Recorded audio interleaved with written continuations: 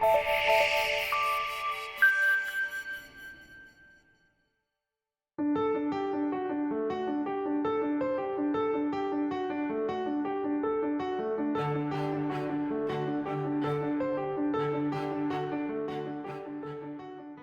unique selling point of Esanda is that we bring a holistic approach to field development planning and life cycle costing in terms of having a subsurface team and a surface team that work together as one and not in isolation.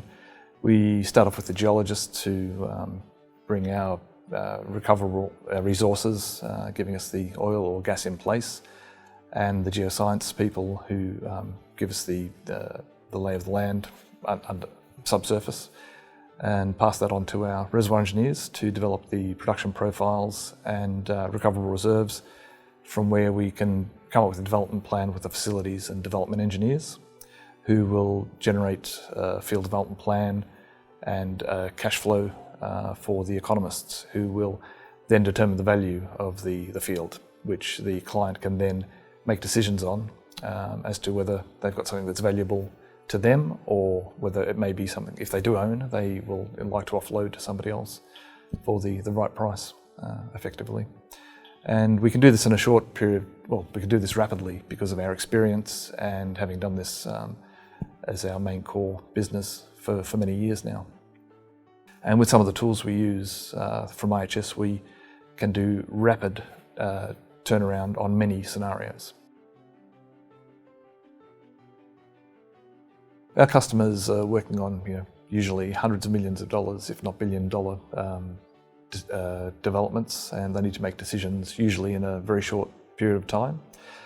And we work with IHS to get cost data that's up to date, and using their tool Questor, we have access to a huge database of information, which is not just one cost database, it's a regional cost databases, so we can go to specific countries, even basins, to get accurate cost information that's up to within 6 months of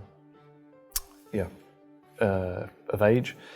And if we need to refine that any further, we can talk directly with IHS. They're very responsive, and they also have the Upstream Capital Cost Forum, which is a group that collects data from globally and monitors what's happening with costs around the world, and takes into account the inflation and, in this current environment, potentially the deflation of costs, so that we can feed that back into our evaluations for our clients. We have several examples that we could present, but one that comes to mind is our work in East Africa, in New Frontier area, where there's very little information, and we could take a product like IHS's Questor and assess the company's field development plans in that region. It was a deep water offshore field, and the product is gas, which makes it even more challenging than oil because of the value. So we had to be very considerate of the costs. So we could explore many different scenarios, whether a subsea, totally subsea development versus a floating production facility development was the way to go. And the beauty of Questor is it gives us the opportunity to run maybe 10, 15, 20 cases in a much shorter time frame than is normally required.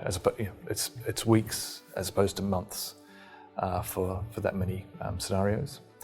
And then the economists can go away and run their analysis on these projects, and the company has a good understanding of the risks involved in the different types of developments. It's not just, it may be that we can also look at phasing of projects. Will a floating production facility work if it's done 10, 20 years later by initially starting with a purely subsea development? On top of our core business, the field development planning and lifecycle costing, we find that naturally with our customers we've become more involved in mentoring and coaching a lot of the clients' people, and this has naturally evolved into training. So we're doing a lot of training across the board, focusing on the field development planning, lifecycle costing, and also operating costs, which IHS have a tool called upstream. And in this environment, it's become very important for companies to manage their operating costs. So we have provided a lot of that type of training to our clients.